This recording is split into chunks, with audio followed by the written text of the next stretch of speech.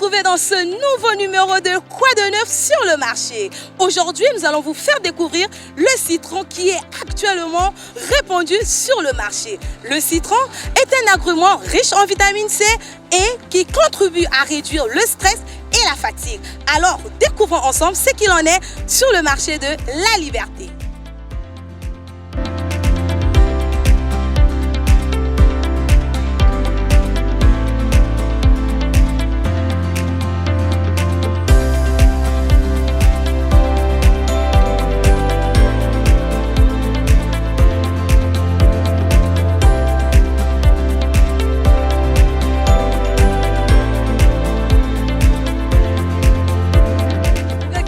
Citron base capitale amundi carême que citron yavana mvula yavana nekishiu mukete kaka citron bainge tekiswa safu bape étoile ba ku même si ba safu ngele ndave donc moi si mu manque citron à table non ne pas me paralyser moi même bana na inzo kufa ça saison ni ya mvula na kishiu ni saison qui va citron va na passe bete ça là maintenant citron il y a le nord il y a Brazza parce qu'il y a bete c'est là que ma cabana na mayon mais pour bien voir comme ma cabana.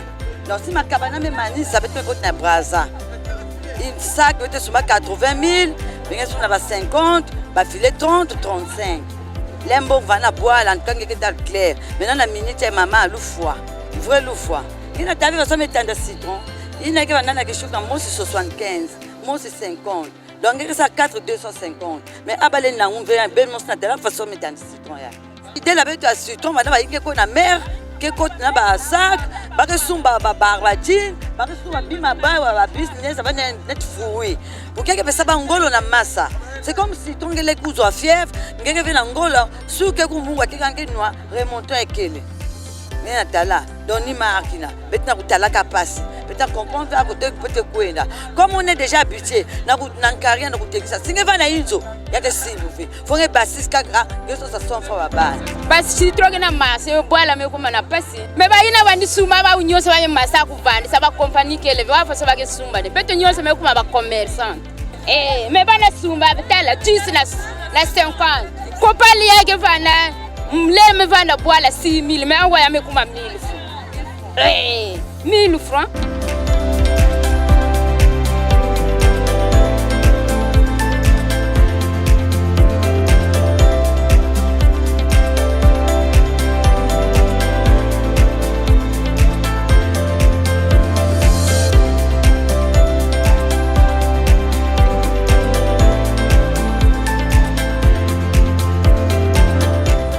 Parce que betke na kubuaka le betke sumba citron ba na kusumba ba bantre jave donc marchandise na kutambula yake pasi lenge ke na texaka au moins le même jour yake là parfois 2 jours 3 jours na ku se retrouver ngena se retrouver diave ba bim ke van lege aider ke bet lege vanda mo rare awa yeme kumpake donc lenge ke sumba ngena texaka ngena se retrouver ngena bois et là tala parfois ba citron me bola.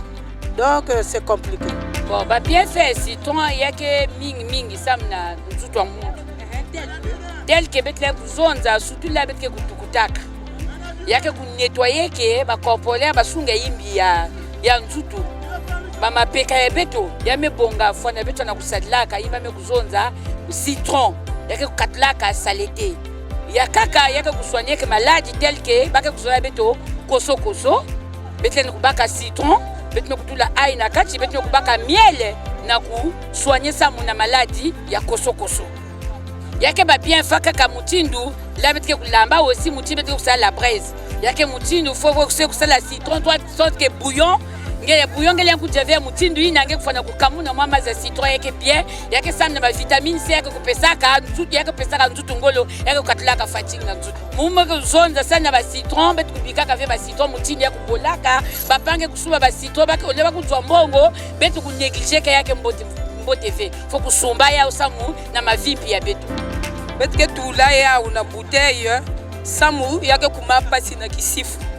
Donc ni bete filtre bete tula na ba bouteille lege kuma pasi bete texta ba bouteille ba inge kuza sumba beto ngeke garder na inzo soit moine fièvre moine len ngelen ba cuillère ngeme tout ngeme sal sucre na mungu ngeme pese moine ake katula fatigue en plus koso ngela kunwe pe ya na bazonchi betike ngela impake pendambo ngeme tuna maza ngeme yebila ngela frotter na makulu pasi maboko kanina yake bebave yake durer ke ya laisse même 6 mois ngeke kaneya parce que l'air yake manisa ni ba bouteille ka kereni ve na congélateur venge tout ka l'air libre yake bolavi bete texaka 2500.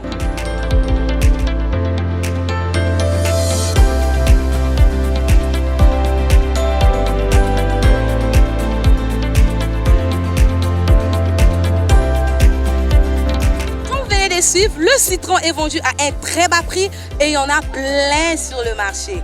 Alors, consommons le citron, mais seulement. N'oublions pas l'adage qui dit tout excès nuit. C'est pourquoi consommons avec modération.